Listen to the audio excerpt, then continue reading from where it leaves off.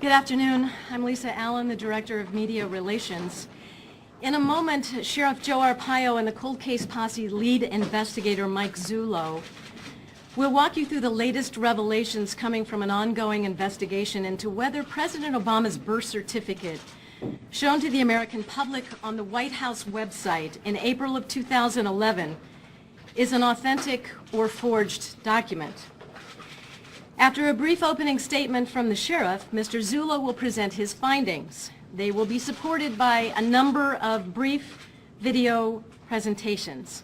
Our hope is to keep this press conference to 60 minutes or less, plus some time for questions and answers at the end.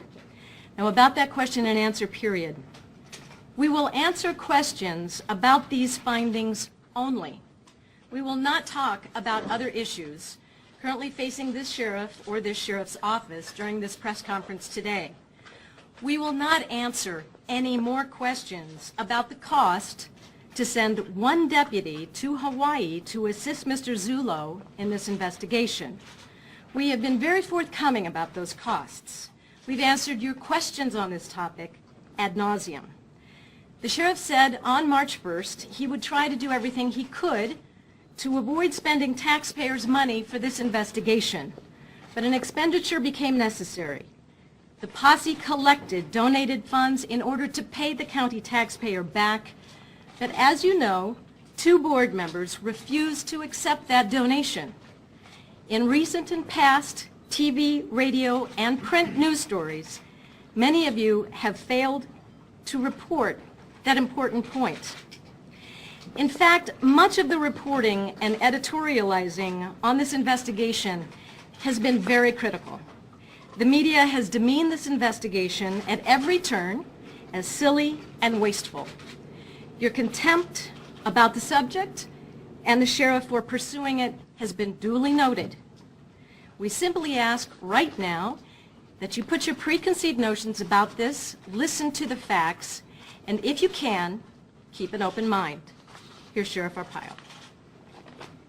Thank you. Good afternoon. As you know, 250 citizens of this valley, this state, came to me asking me as the head of a law enforcement agency to look into President Obama's birth certificate as released by the White House in April of 2011 on the official White House website, as we suspect it is a fraudulent document. My original intent was to clear the President of the United States, but the investigation initiated by our cold case posse found far too many problems on the birth certificate. So in March of this year, I asked the cold case posse to investigate this matter. We reported at that time, actually we asked 6 months prior to that, but in March we reported our initial results of that 6-month investigation. We found that there was probable cause to suspect the long-form birth certificate presented by the White House was fraudulent. You will also recall that we looked into the President's Elected Service form, and we believe that that form is fraudulent.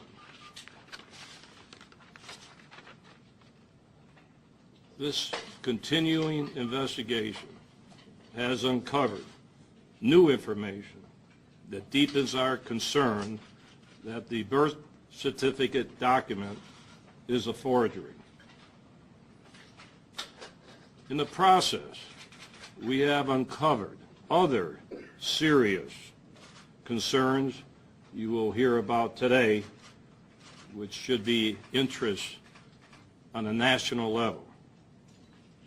The cold case posse has worked hard, long hours, even though they were stonewalled at every turn by officials in Hawaii and U.S. government agencies.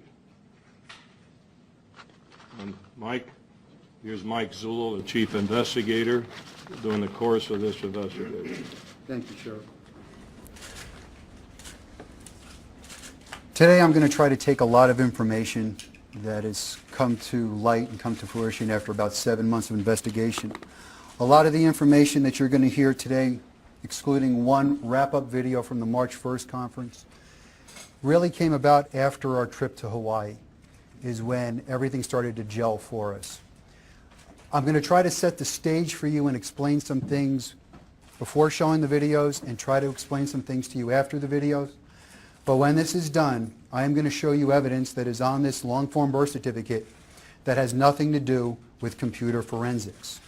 I'm going to show you information that was coded, placed on the document by hand back in 1960, and I do believe that if the registrar who is indicated on that birth certificate is in fact the person that coded this document, we sought her, we found her, and we confirmed with her the coding process for federal statistics on a birth certificate issued out of the state of Hawaii.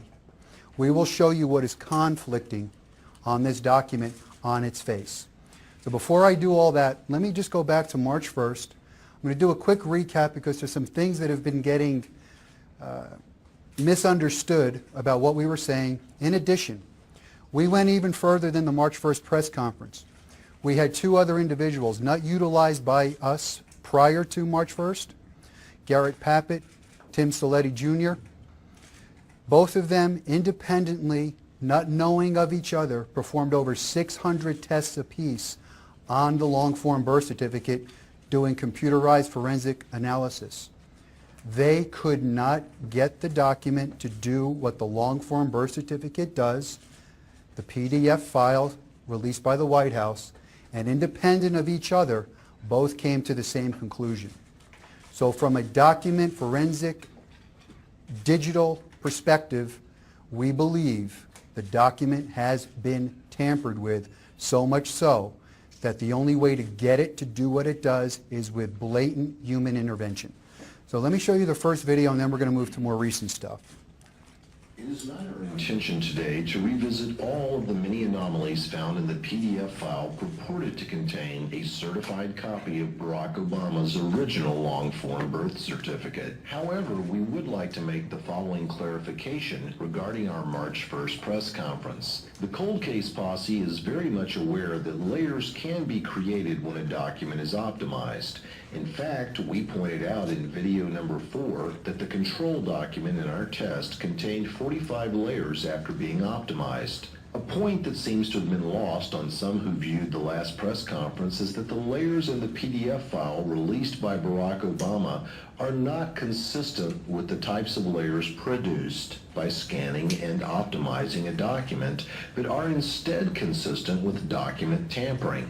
So when you see experts on television or the internet stating that Barack Obama's long-form birth certificate doesn't have any problems because they scanned and optimized a document and they got layers too, they are guilty of not digging deeply enough into the layers to see what types of layers were produced and how those layers differed from the layers in Barack Obama's PDF file. For example, the PDF file released by Barack Obama has 8 1-bit layers and 1 8-bit color background layer. This is not consistent with optimizing a document, but is consistent with tampering. Were the layers truly a result of optimization, we would have seen only 1 1-bit layer and multiple 8-bit background layers. Since March 1st, 2 experts not associated with our first press conference were brought in to review the evidence we presented that day. Before issuing an opinion, both independently ran approximately 600 separate tests. One ran tests on a machine with a Windows operating system, while the other used a Mac. These tests were performed using all forms of compression capable of creating layers and with many different software programs. Both experts came to the same conclusion independently of each other. The anomalies in the PDF file purported to be a scan of Obama's long-form birth certificate cannot be duplicated using the known forms of compression in currently available software.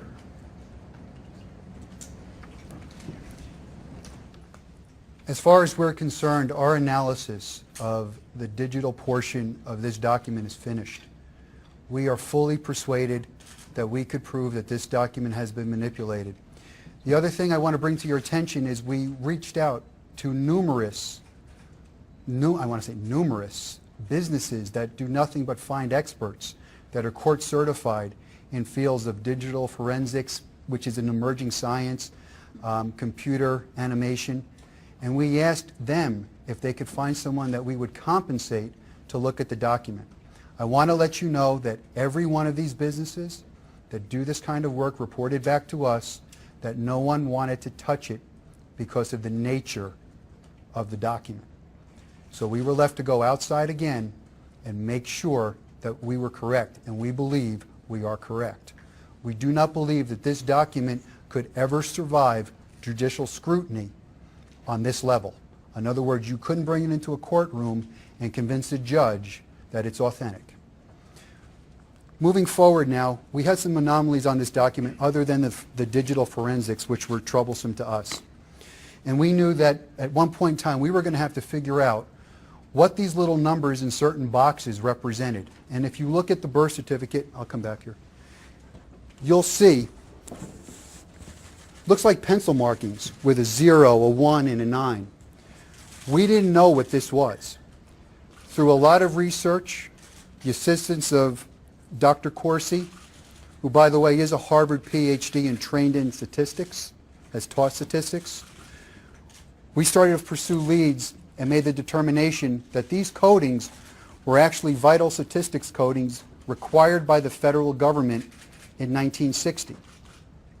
These codings we learned through our investigation and then locating the mysterious UK Lee, which has plagued this thing for 4 years, where people were wondering who this is.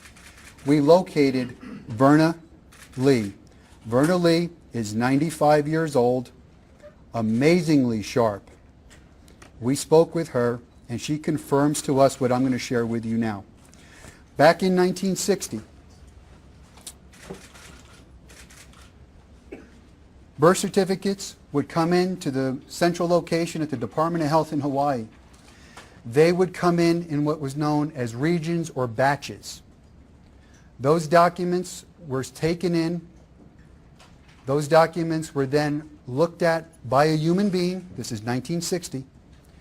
And they were coded by hand with numerals that meant something to the federal government. The federal government required this because they would take that coded information, which is of a numeric value, and they would use it on magnetic tape for their census records and other statistical records that they needed.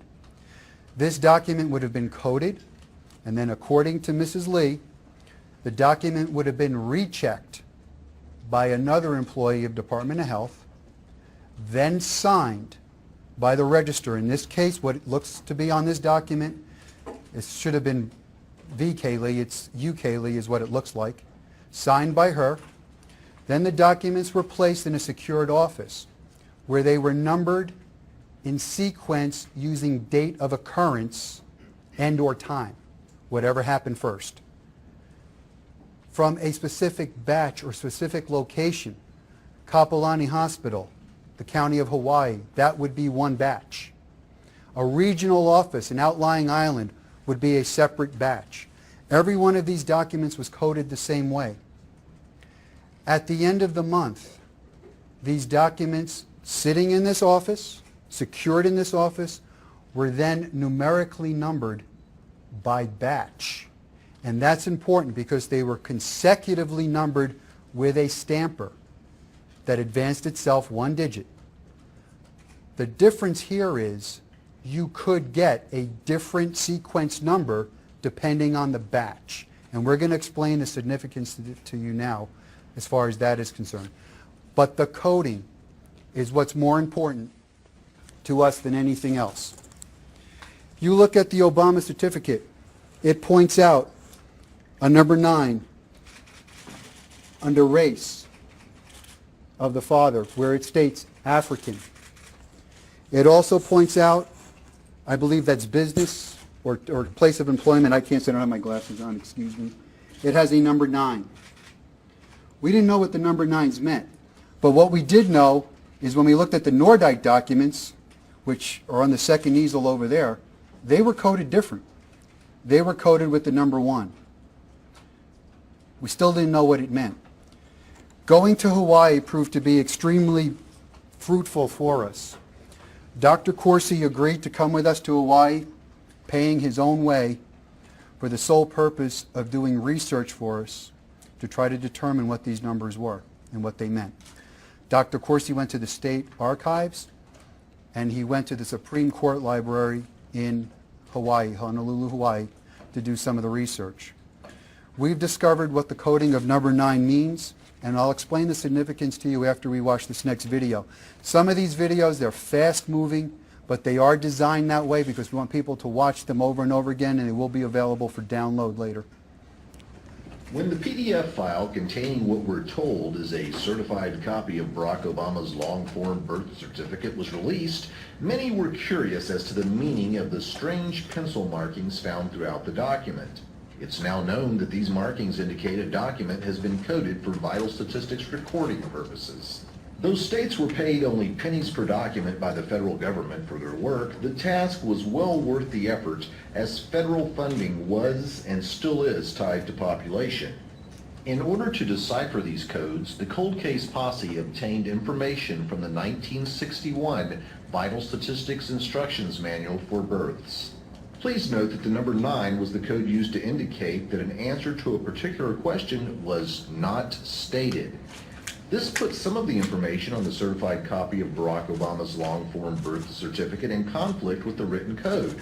Or perhaps stated another way, the document is essentially in conflict with itself in 2 places. We call your attention to boxes 9 and 12B. Both of these boxes have been coded with a number 9, meaning that the information was not provided by the applicant. If the applicant didn't provide the information, why did these boxes have information in them?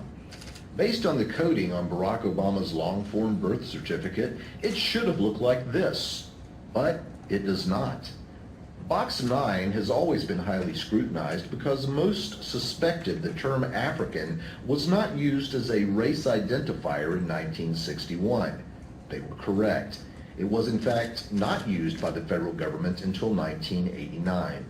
Some might ask if the clerk coding this document simply made a mistake in boxes 9 and 12B. It should be pointed out that it was the policy of the Hawaiian Department of Health to have coding reviewed by a second deputy clerk. The odds of a mistake are therefore greatly reduced. A review of the coding indicates that all other codes on Barack Obama's long-form birth certificate that are legible correspond perfectly to the codes listed in the 1961 manual. The codes listed in the manual also correspond perfectly to the coding on the Nordyke twins' long-form birth certificates. We are therefore confident that the codes used on Barack Obama's 1961 long-form birth certificate were taken from this manual. So, in addition to the electronic evidence that the document has been tampered with, we now have supporting evidence provided by the vital statistics codes found directly on the document. You can't have a document coded like other documents, double-checked, and have a code that says 9 not stated, and have a piece of information sitting in the box. That just can't happen. Verna Lee confirmed that for us. As a matter of fact, she was adamant that mistakes didn't happen on her watch. Her exact words. Mistakes doesn't happen on my watch. And she wasn't happy when we asked that question if a mistake could be made. This is critical information because that box being non-stated or not stated should be blank, and it's not on this document. This supports the theory that we set out and later proved through digital analysis that this document has been tampered with and information has been placed on it. Now, there are other theories as to how that happened, and I'll touch on those later. But I want to move on and tell you some other information that came out of our investigation in the state of Hawaii. During the time that we were doing this, we are going to show you and share with you our experience in the state of Hawaii. But before that, interviews that we conducted there started to send us in some directions. And again, I had asked Mr. Corsi to spend another couple days in a law library to see if we could find the answers. I am going to show you the video first, and then I'm going to discuss the video with you. I'm going to try to put it in a form that you could understand what it was we found. What we found for us was shocking. And like the sheriff said in his opening statements to you, this should get national attention, and it's not even directly related to the birth certificate. So let me play this video for you now, and I'll expound on that right after it's over. The 1955 revised laws, which were in effect in 1961 when Obama was born, made birth registration compulsory in Hawaii. The 1955 revised laws also allowed anyone claiming to have witnessed a birth to register that birth. Please note the state of Hawaii accepted testimony to a birth that was unsworn, and they had no investigative unit to document the unsworn testimony.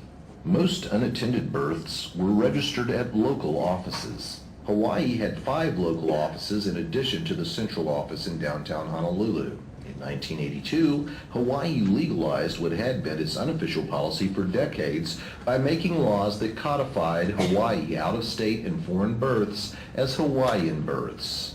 Observe this letter sent on March 1st, 1982, from then Hawaiian Director of Health to Hawaiian State Representative Herbert Sagawa, who was chairman of the House Committee on Health. Dear Representative Sagawa, this bill would require the Department of Health to issue birth certificates to children born or adopted anywhere in the world if their parents were legal residents of the territory or state of Hawaii and paid income tax in Hawaii at the time of their birth or adoption. The department supports this measure, but wishes to point out that such a new activity could have a workload/budgetary impact in the delayed registration section of the Vital Records program. While the department presently has no data from which to project the size of such impact, a large number of requests for such birth certificates would require additional staffing and funds for the program. Note that the Director of Health seems unconcerned over the fact that Hawaiian birth certificates would be given to individuals born in other states and other countries, but is solely concerned that his department receive the necessary increase in staff and funding to handle the anticipated number of requests. According to Hawaiian law, the birth certificates issued by the state of Hawaii only prove that Hawaii has a record of the birth information on file, not that the information is true or accurate.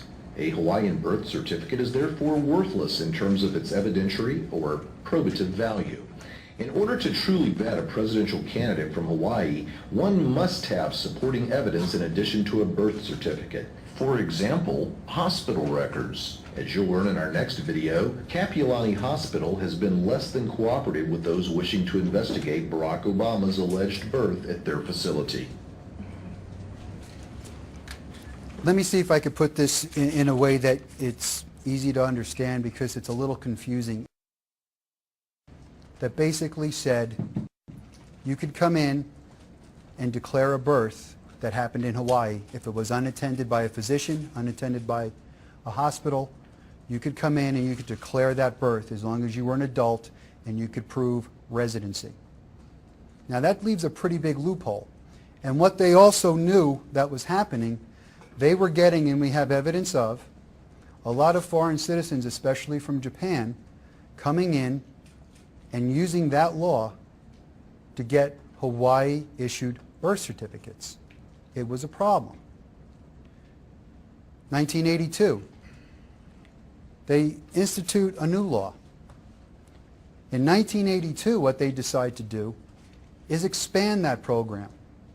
And that program basically says that if you're an adult, you can go in for a minor child, even if you're not the parents, and you could declare the birth of a child that happened anywhere in the world, as long as you can show proof that the parents were legal residents, not citizens, legal residents and paid income tax in the state of Hawaii. Legal residence is for domicile needs. Legal residence means I pay rent, I have a house. It doesn't mean you're a United States citizen. They actually allow, through their legislative process, they allow people to declare the birth of an individual abroad and, bypassing naturalization and immigration law, create citizens by issuing a birth certificate from the state of Hawaii. We checked with vital statistics offices, Department of Health offices throughout the nation. Now, we didn't get them all. There is no other agency that we are aware of that has a law that says this. As a matter of fact, in Arizona, you couldn't even do this. Hawaii has some problems now, especially with the recent ruling on SB 1070. That law is in conflict with federal laws for immigration and naturalization.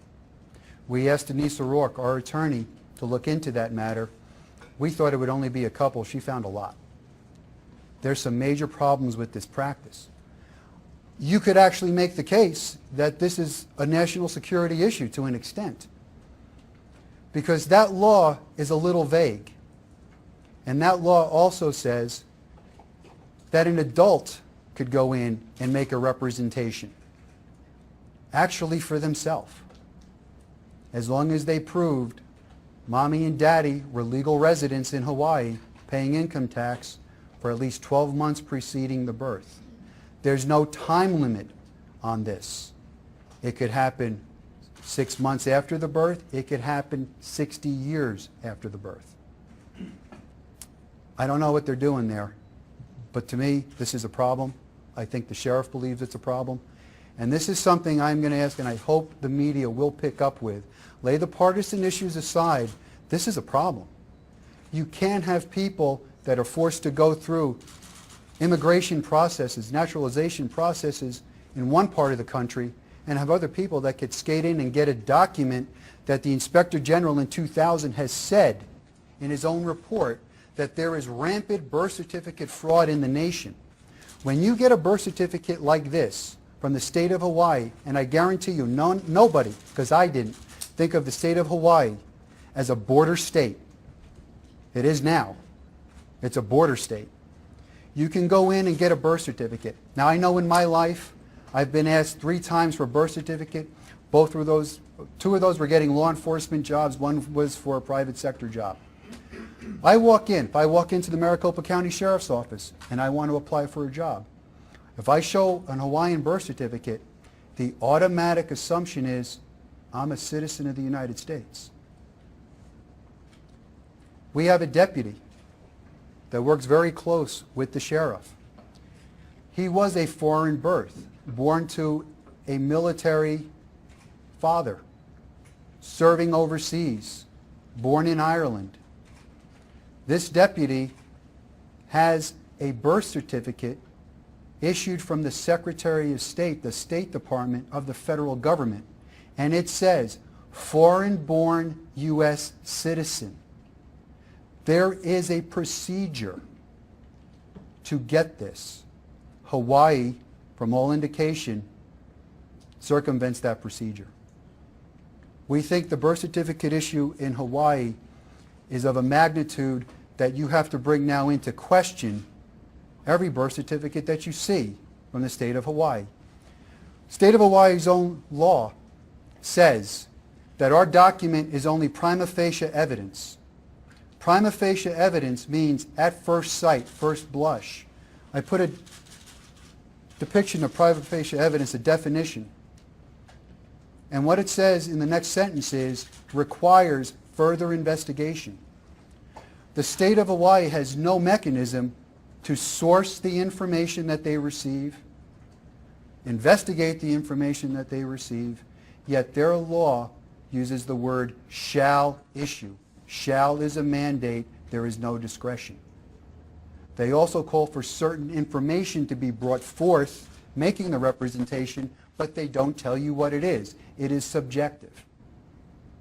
This is something that we believe is in direct conflict with the Supreme Court's most recent ruling, and I would hope, and I know the sheriff hopes, that Congress would at least take a look at this. That came out of the state of Hawaii. That document that we're referring to, Mr. Corsi found buried in a box. Was that the law library, Jerry? The state archives, buried in a box for some 35, 40 years. That letter says it all. They knew what was going to happen, yet they allow it to happen. I'm going to share with you now the next video that's going to give you a little idea of what we encountered in Hawaii, and I'll expound on that a little more. I want to make some corrections for this video. This video keeps referring to the posse, the posse, the posse. I was accompanied by Detective Brian Makowitz, a 15-year veteran, a seasoned homicide investigator. And I just want to, let me just take a minute. I only take a minute. I want to share with you, because it really upsets me personally when I hear about the shellacking the sheriff has taken for sending a deputy. Sheriff Arpaio, as you know, has been threatened numerous times over this investigation. As a matter of fact, I believe there's still somebody on the loose that didn't show up for sentencing that's roaming around. The sheriff calls me in his office, and those of you from the media, you've been in that office, he's got that big desk. Well, he calls me in his office, and he's sitting on the couch, and he asks me to sit down. And he goes, Mike, I'm a little concerned that you guys are going there on your own. It's like, well, Sheriff, what are we going to do? He says, I want to send a deputy with you. He says, you're armed here, but you're not armed over there. What if something happens to you? So be it. He goes, I can't let that happen. He goes, I'm going to send a deputy with you. We addressed the cost of this venture to have this happen. The sheriff asked me if he was going to send someone, who I wanted to take. And I asked for Brian. I said, Sheriff, if I'm going to have to take somebody, send a seasoned investigator, a seasoned detective with me, because we're going to be going to places that may not receive us well. I also need his expertise in putting some of the logistics together and how these things start to mesh together. And that's how Detective Makowitz ended up coming with us. And like the sheriff said, through donations, we had that expense covered. I don't know why the Board of Supervisors decided not to take it, but I can tell you this, I won't beg them to take my money. They had an opportunity to take it, and they didn't. And it troubles me that the sheriff is getting attacked and hung with this when we went out of our way to make sure there was no cost to the taxpayer. So that being said, let me share with you our experience of Hawaii, and we'll go from there.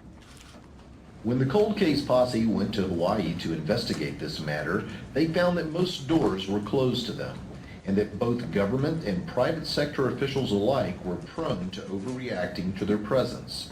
For example, when two members of the cold case posse attempted to visit Hawaii State Registrar Alvin Onaka, they were met with local police officers who seemed confused as to why they had been called to the scene and eventually left. It should be pointed out that as a courtesy, the cold case posse members in Hawaii made their first stop the local police department. They informed local PD that they were in town and would be asking questions of people, so the visit by local police came as quite a surprise to the posse members. Eventually, the posse was told that Mr. Onaka doesn't speak to the public. Visiting law enforcement officials from another state aren't exactly the general public, but the posse was happy to at least be granted a short meeting with Deputy Attorney General Jill Nagamini. In that meeting, posse members were told that once someone with a direct and tangible interest has been given a copy of a record that had been held by the Hawaiian Department of Health, they can do whatever they want with it. Ms. Nagamini was given several opportunities to confirm that the PDF file posted at whitehouse.gov was in fact the same document the Department of Health released to Barack Obama's attorneys. Ms. Nagamini declined, stating that the posse was asking for a verification and that such a request had to be made within the statutory laws of the state of Hawaii.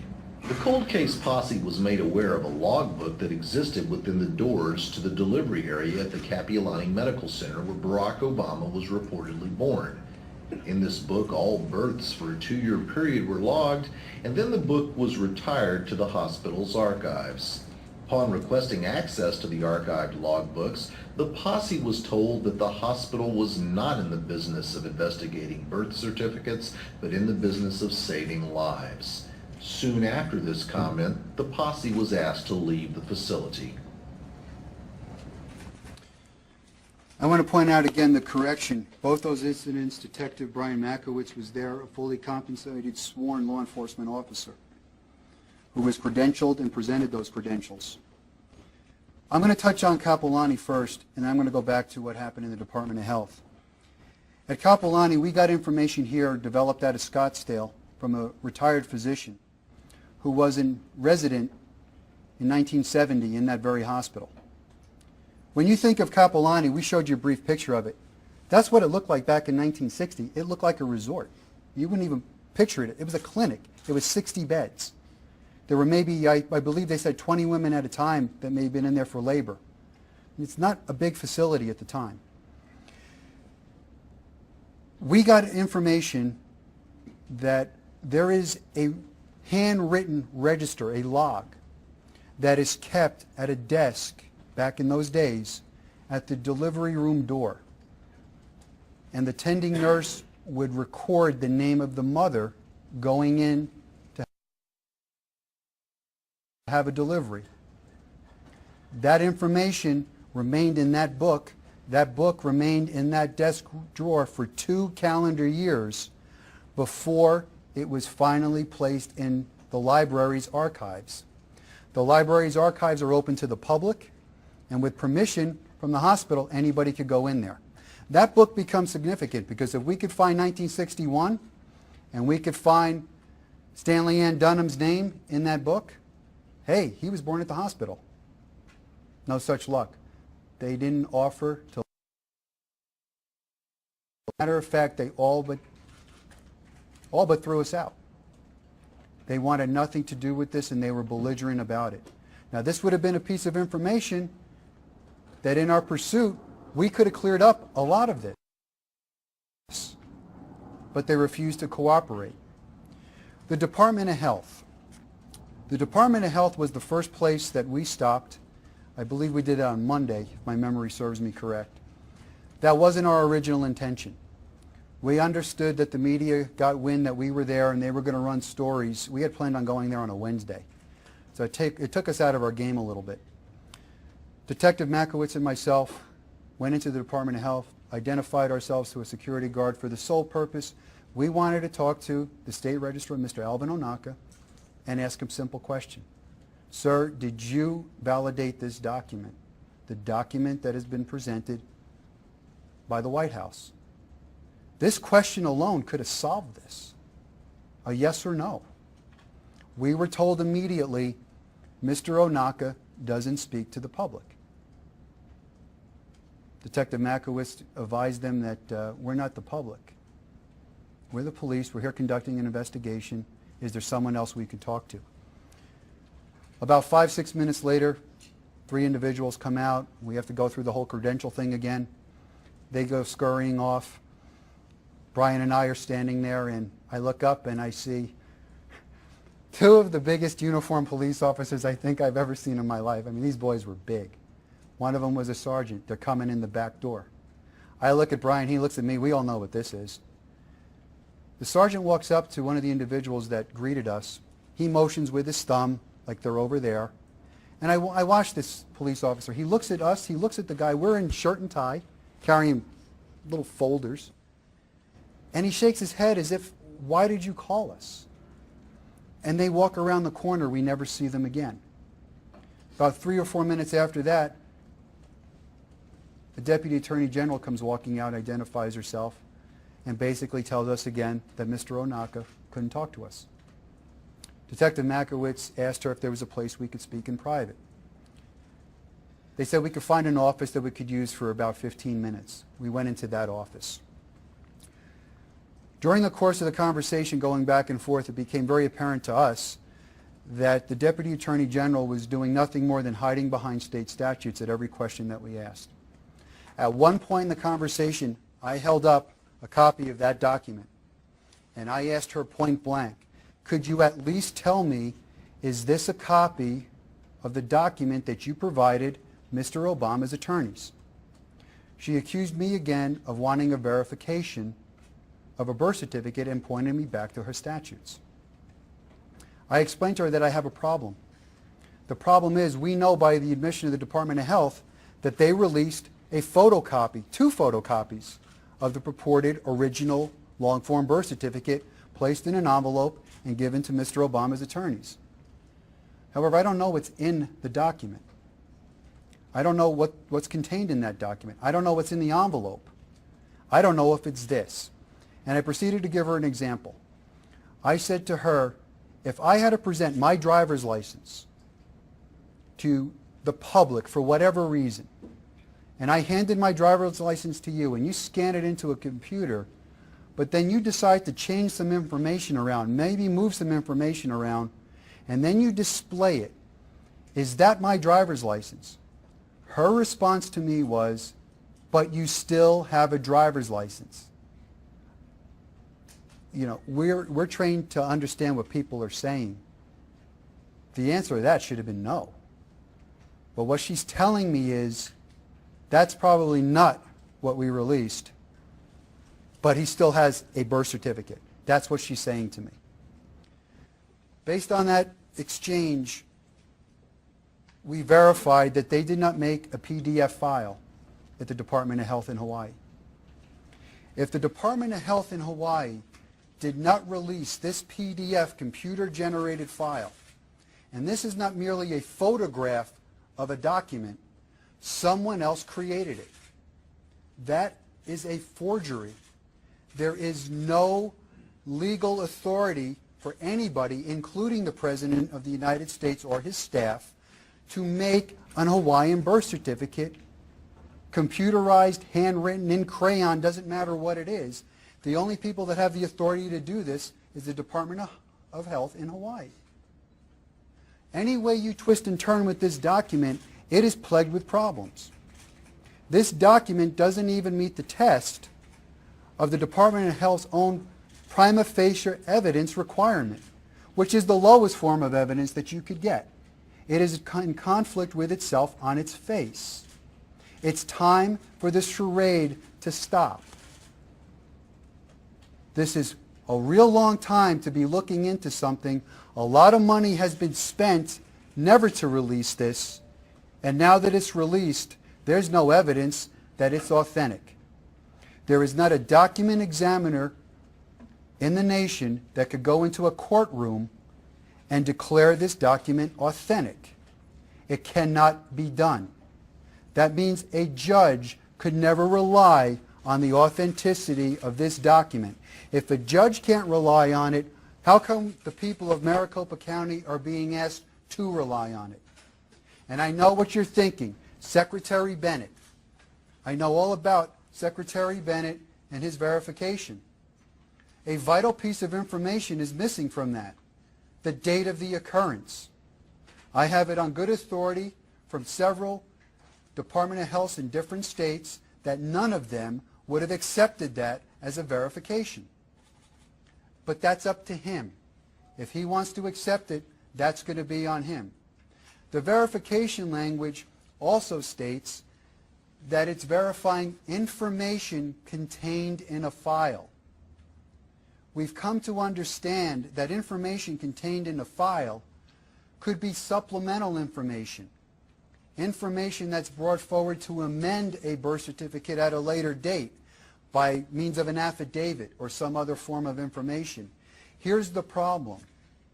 If that's what occurred with this document, and it is an amended birth certificate, per Hawaii law, they would have to mark this document altered on its face for everyone to see, and Hawaii law says it loses all of its own legal authority at that point. It can never be relied on. It actually becomes worthless. when you're creating a document like we believe has been created, there's a couple reasons to do it. Number one, it never existed and you have to make it.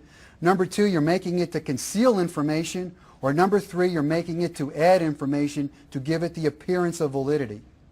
It's going to be one of the three. The only people that know the answer to that is the Department of Health in Hawaii. That document, as far as we're concerned, proves nothing.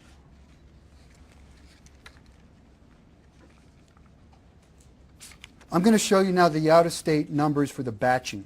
And this is the number that's up here. This number is out of sequence. This has plagued people for a long time to get to the answer of this number. Like I told you before, Verna Lee told us that these are all numbered consecutive at the end of the month. That was the practice then, and that was the practice for a lot of years. So let me explain that through the video, and we'll elaborate on that a little longer. Much has been made of the fact that Barack Obama has a higher birth certificate number than the Nordyke twins, who were supposedly born after him at the same hospital. In order to determine if this is actually a problem for Barack Obama's long-form birth certificate, we reviewed the Hawaiian Department of Health's procedure for processing birth certificates and verified that these procedures were followed by speaking to Verna K.L. Lee, the clerk whose signature appears on Barack Obama's long-form birth certificate. Here's what we now know. The coding information from even-numbered certificates was forwarded to the federal government for vital statistics tracking purposes. If the certificates from the entire state of Hawaii had been lumped together and then sorted chronologically, there would have existed the statistical chance that outlying areas would have not been represented properly.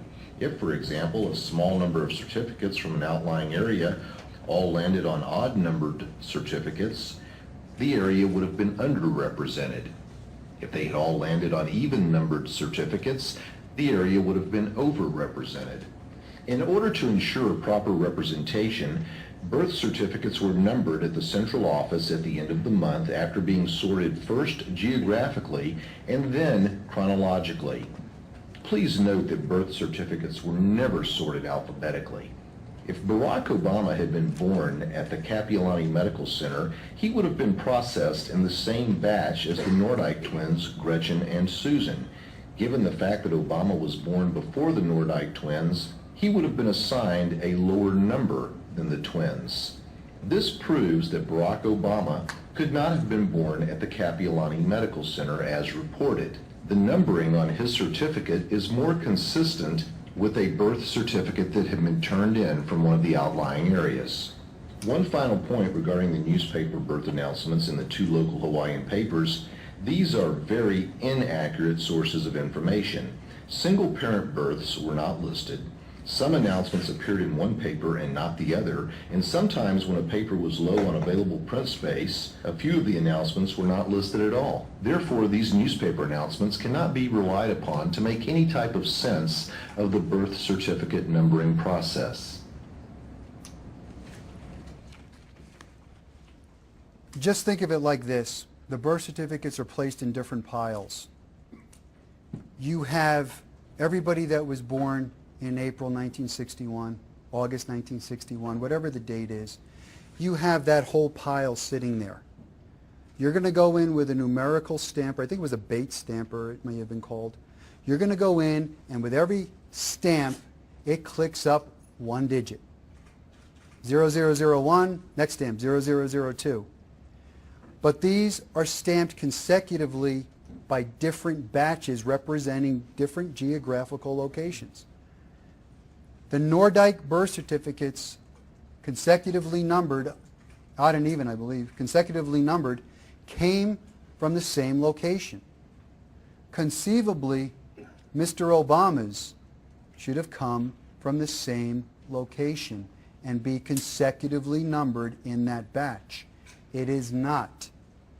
That's an indication to us that this was a reported birth from an outlying office. That means someone, possibly a relative, went in and declared the birth as if it happened in the state of Hawaii, although there is no evidence of that. Kapiolani has no records. We don't know of any medical records, any vaccine records. We don't know of anything. We don't even have a baby picture that says, I had my first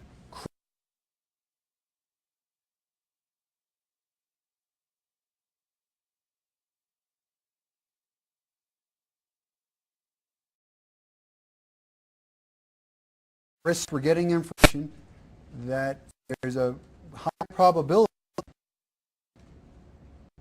that the information we're being parents are may not be. We don't have any solid information as to where this event took place other than he's here. We don't know where it happened. This document certainly doesn't prove it. This document, like I said before, is in conflict with itself. No one seemed to have been in the state of Hawaii's Department of Health to clear up the matter. The sheriff's been calling for the birth certificate, and this has been going on for 4 years, 5 years. Eventually, something's got to give. Do we have that last clip that we can play, Scott?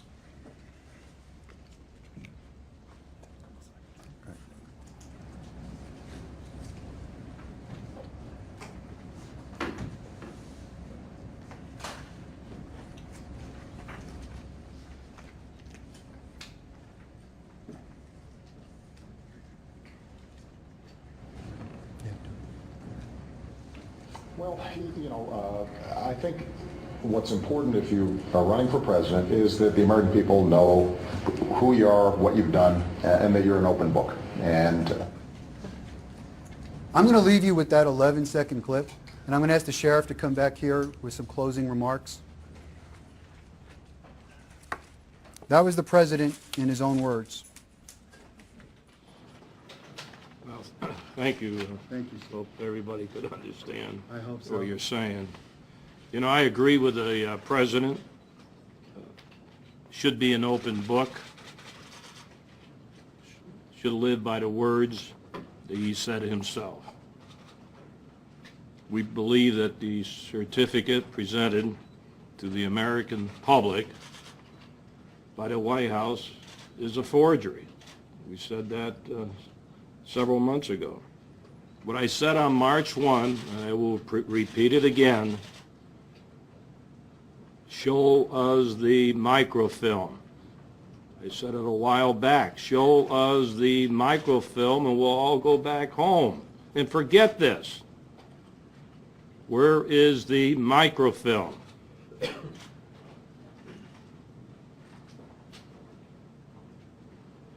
Where is the microfilm? Is it in Hawaii? Department of Health? What's the big secret? What's the microphone going to show? We're now going to take some questions. I want you to identify where you're from and what organization. And Mike, you can answer some of these requests. Sheriff Memorial from CBS 5 here. How do you expect any of us to believe any of this? You have two investigators who are in business together, and their business is peddling conspiracy theories. Well, first of all, I think that's an insult. It's Big insult, because that's all you want to talk about. You don't want to look at the evidence. Look at the evidence and forget who's in bed with who. Look at the evidence. Talk about the evidence. Your investigator, one of them, has never met a conspiracy theory he hasn't put his arms around. The other one... Who you answer? Go ahead. Finish with the other one. And He's going to the answer. other one is making money off of this. Oh, gee. Okay. Together, The answer. how much money have you made off of this? Made? Absolutely zero. Let me tell you about this so-called book. The mainstream media will not put this information out. That book that you're referring to is nothing more than that last press conference in writing for those that want to understand more about it. Let me finish. Let me finish. I didn't make anything leave on that book when I left for Hawaii. Coming back from Hawaii for a month in a pile of envelopes was a check for $700 And subsequently, another one came 2 weeks later for $630. I didn't even know it was there. The publisher called me and goes, hey, did you cash the checks? I wasn't expecting a check. Got about $1,500 total that went directly to my church. I've made nothing off of that book. I didn't do this to make any money off of a book. And as far as a conspiracy theorist, I had no idea this stuff was going on when the sheriff called me. This is not something that captured my attention, but when you start something like this and the evidence starts to take you in a direction, all of a sudden, what sounds like a conspiracy may not be a conspiracy at all. There's evidence to substantiate this. You're looking at almost a year of my life into this, and we have more evidence to say it is not what it purports itself to be than what it is. Mr. Zullo, can you Sir. clear up some questions about your background in law enforcement? What do you want to know? Yeah, how many years did you work for the Demarest Police Department? 5. And how long of that portion of the time were you a detective? Almost the entire time. They took me out of uniform extremely young. I also started as a reserve officer there prior to that. So I had street time there. On top of that, let me finish for you. 6.5, 7 years as a licensed investigator in the state of New Jersey, owning my own corporation before I moved out here in 1993. The state of New Jersey says you were only a licensed investigator for 2 years, sir. The one that I owned. Worked for other people. You got to check your facts. Can we, hold on, can we get back to the investigation? And by the way, you want to question my credentials? 50 years in law enforcement, you want to, Well, my Sheriff, it would credentials? seem that if this were a real investigation, you'd be saving this for a judge and jury or a prosecutor. Well, I hope that comes one day. I hope that I mean, what happens? no, if I you hope get that, all the I evidence hope out that in public? Congress, I mean, they're busy investigating hookers in the Secret Service or the GSA and spending money.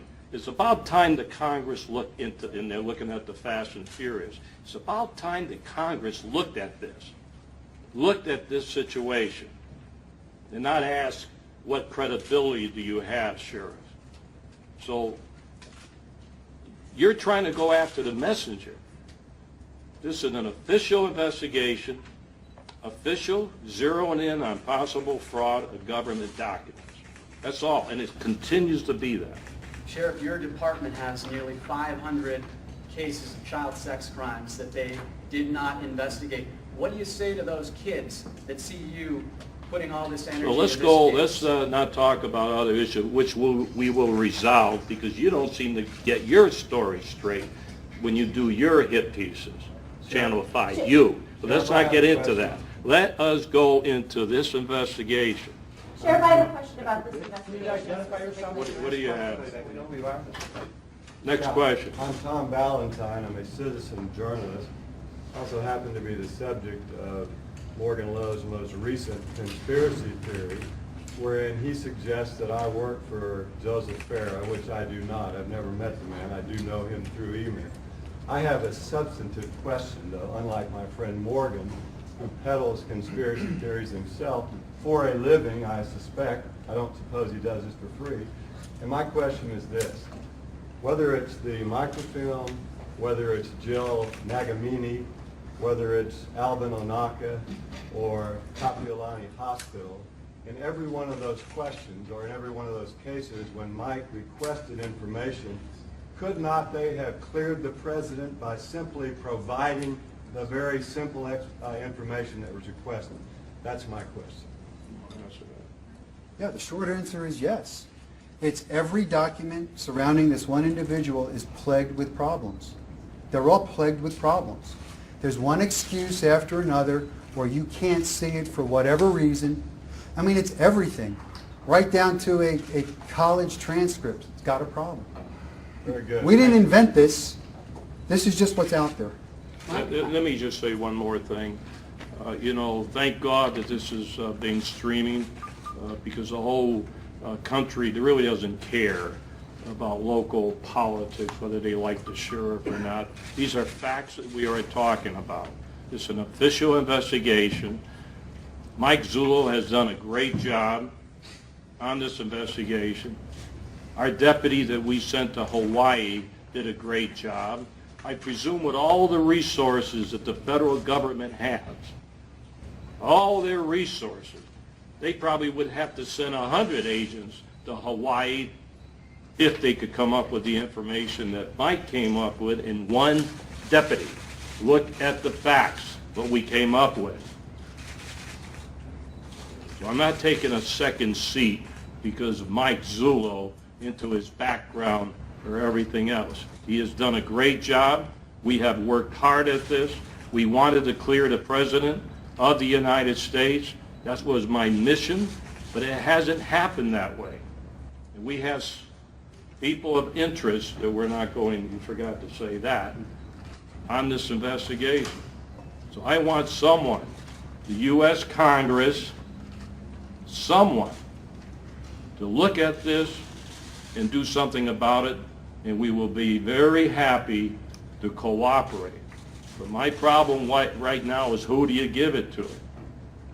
I want the U.S. Congress to look at this. They're looking at everything else. I think this is very important when you're talking about birth certificates, possible national security, immigration problems, which all of you seem to not even care about, and that should be looked into too. Sheriff Kevin Kennedy with Channel 12 News. A lot of the stuff that you've presented today at least raises some questions possibly. However, it seems that it lacks a lot of facts. The one thing that I question you about specifically is Verna Lee. When you guys talked with her, she seems to be the one person that could possibly, because it's the only person that I've heard of mentioned today, that really has basis of fact in regards to this case. Did you record your conversations with her? Do you have anything from her sign that says she believes what you guys are telling us today?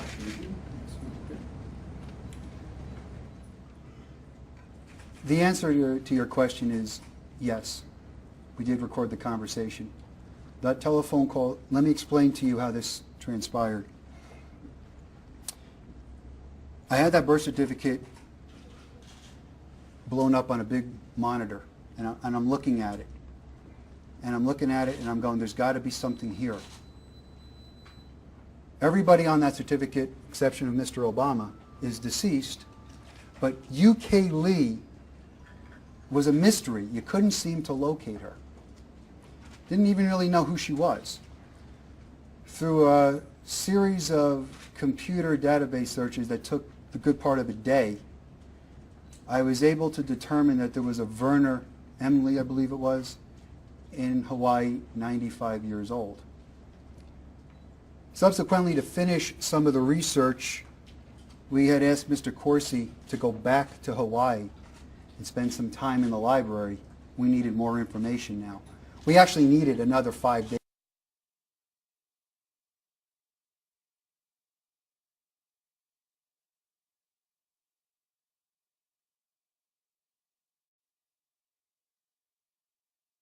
In Hawaii.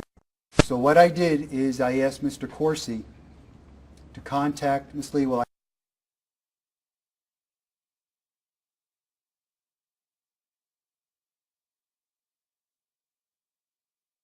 and recorded it, and it was her.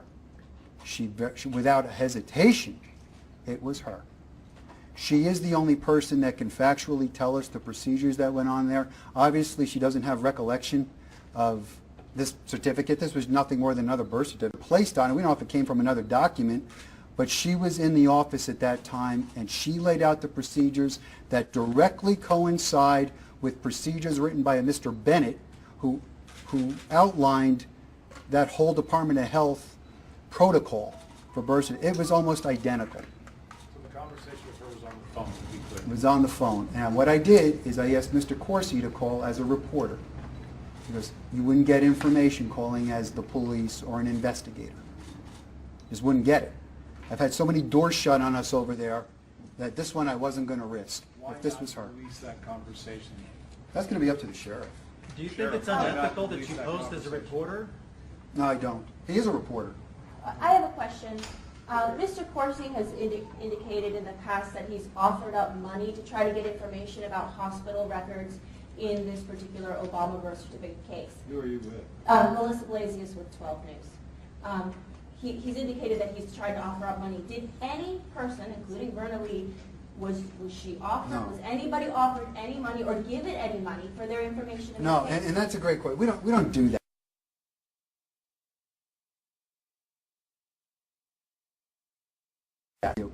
If today, I would tell you. Which it very easily could be. And it's not. I can't find anything to, for lack of a better word, to clear this thing. And we go back to March 1st, I told you all, this isn't the result that I wanted. It's really not. I think this is a bad thing. But it is what it is. And let me just address something to your question on Mr. Corsi. Mr. Corsi, I personally interviewed for 16 hours. And I'll leave the expletives out. But I told him in no uncertain terms, through 14 hours of that, I wasn't buying this. It wasn't until the register stamp that we showed you on March 1st, that's what got my attention. Mr. Corsi's information that he brought to us, and you have to understand, we did not seek Mr. Corsi out. He was offered up to us. He had information, documents, all kinds of things that for a good part of 3 months I had to sit and review and discarded as not germane to what we are investigating, or I didn't think was worth the paper it was written on. Now, that's not to say Mr. Corsi is incorrect in some of his assumptions, but the job of the Maricopa County Sheriff's Office is to bring it to a higher level of proof. And that's what's happening here. There's nothing, this is not a politically motivated thing for me. It truly isn't. Mike, just to follow up real quick, will you release that tape? Got to ask the sheriff. I sir. asked, that's what I'm asking, sir. That's what I always think about that. One question, sir. We'll think about it, okay? You mentioned that the locals Who are you? dislike or distrust police. You didn't go over there in an official police capacity. Why would you expect them to give you any information at all, especially private medical records? No, ma'am, we identified ourselves when we went to those places. We didn't go in there playing I Spy. We went in there, told them who we were, why we were there. You just said they distrust Well, we police. found that out. We didn't know that until we got there. But I'm not saying Capilani Hospital distrust the police. They were schooled as to what to tell us. They didn't want any part of this. They told us to go away. I'm not saying that. We interviewed a lot of people. We have persons of interest we interviewed. We come up with other sources of information out there. And other people we talk to do not want to talk to the police. Well, if you did not present yourself as the police, well, why would they not trust? Why did you make that comment? I did. We didn't go in as an undercover operation. We didn't go in trying to buy information. That's not what happened. That isn't the way it went. I understand your question. We didn't try to conceal the fact of who we were because we knew the newspapers over there, actually the newspapers released information that we were there. I think it was within 12 hours of us going to Department of Health. It was out of the bag. We were there. Okay. Now, go ahead. Going back to the fact that you were not there in an official capacity, police or government capacity, why would you expect them to give you any sort of records, any personal records? Why would they give them to you? We didn't go to, you're talking about Capilani? Capilani, the... Well, state I have an issue with the Department Department of Health. I mean, she is an attorney general. He is a sworn compensated deputy. He's on official business doing an investigation. Normally, those discussions between attorney generals and the police don't go like they did in Hawaii. There was something else going on there. So I don't understand that. As far as Capilani is concerned, we asked access to their archives, which they do grant to the public. We weren't looking for, quote, medical records. And I will be 100% candid with you. If I could find that book, it could have put an end to all of this. I don't know what else to tell you. This isn't us chasing, this is the other thing. This isn't us chasing down the president. Everybody wants to make it that.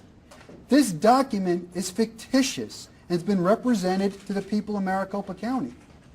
Now, I'm sorry that the president claimed ownership of it. I'm sorry that it's the president.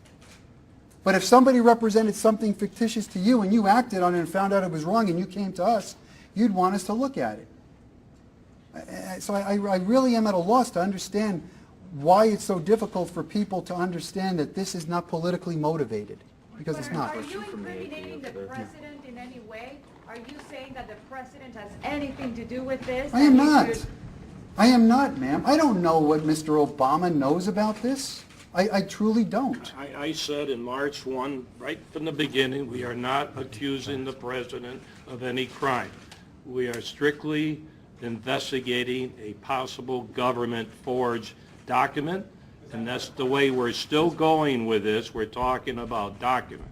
If that's, I don't get that, Sheriff. If this is a crime, and it's the president's birth certificate, how could he not be accused of a crime? How could you not We're be not accused of saying a that he crime? knew about it. Did we ever say he knew about it? So you're telling me he doesn't know about this birth I have no certificate? idea, unless you want to. Yeah, let me see if I could, I think that's a great question. Let me explain this to you. Let me explain this to you, sir. I think I said in March 1st. Hang on. Hang on a minute. Sir. What I said in March 1st, none of us could validate with any certainty where we were born. We weren't cognizant of the events. Okay? For all I know, Mr. Obama has been told this his whole life. I don't know. It might even be he was born in Hawaii. What we are telling you is that document isn't real. That's the difference. That's the distinction in law. We're talking about a forged document being used, maybe mistakenly, by Mr. Obama, but somebody knows how it got there. The Department of Health didn't create it. They didn't create the file. Somebody else did. That mere fact means the Department of Health that would have the only legal authority to make a copy of a document like that or even render an abstract, the only legal authority to do it, did not. That's a falsified document. So what do you want to happen? What exactly do you want? That document's been represented over the internet to the people of Maricopa County. We're telling you the document is a forgery. We would like the persons that made it brought to justice. It's pretty simple. It could end there. Anything else is out of the purview, the venue of the Maricopa County Sheriff's Office. Who do you think made it? I don't know, but I know it's parked itself at the White House at some point. Sheriff, are you ever going to let this further issue, are you going to put it to rest at all? Well, right now, we'd like to give it to somebody. I think we did quite a bit of work on this, and I would like the Congress to have hearings, maybe a special prosecutor, not only for this issue, but an issue how easy it is to get a birth certificate in Hawaii. When we're talking about national security, talking about immigration. So even just on that issue, they should look into this. Very simple. So I have to decide who to give it to. And in the meantime, we're not closing the file, but if we get any more information regarding this matter, of course, we'll continue to receive that information. But right now, it's time for someone else to look into this situation. Very simple. Sheriff, given what you believe to be the case here, if the president This is the last question. in Phoenix with a motorcade, would you have your deputies pull him over? The what? Would you have your deputies pull him over to prove his citizenship? Can we, I'm not even we'll have gonna one answer last question from the Hold Associated on. Press. You're with Channel 5, is that right? You didn't identify yourself. You are with Channel 5, local CBS Channel 5. I just want to make sure you're identified. One last question we can get to. Go ahead, sir. I actually have two questions. The number 9 on the birth certificate, I'm not understanding the significance of that. Are you guys saying that it was left blank and somebody Yes. put something in there? That in 1960 when it was coded, 1961 when it was coded by hand by one individual, then rechecked. Number 9 would indicate that field is left blank because it's unstated information. It can't have something in there. If it had African or whatever, it would have been coded differently. Number 9 says unstated. It has to be blank. So what's the significance of the microfilm? I don't get it. The microfilm would show if there is an original document. If it's an original document, it better look just like that. I would venture to say it doesn't. But isn't that what the Secretary of State looked at, the original No, he document? did not. Isn't that what was verified? He did not. No. You got to read the verification and see what they said. They are verifying information. Information could be information brought into a file at a later date. This document could actually be amended information. which could have happened in 2006, 7, 8, 9, on an affidavit. And there's no sourcing of that information. There's no investigation into the information to see if it's even creditable. Let me ask a question, Mike, real quick. Based on the layout. That's, folks, I'm sorry, that's it for the questions. We have a press release, if you'd like it. We also have the detailed report on the findings of the computer experts. Also, this press release can be found online at www.mcso.org. The press release also contains all the video demonstrations from today and the supporting documents. Thank you for coming.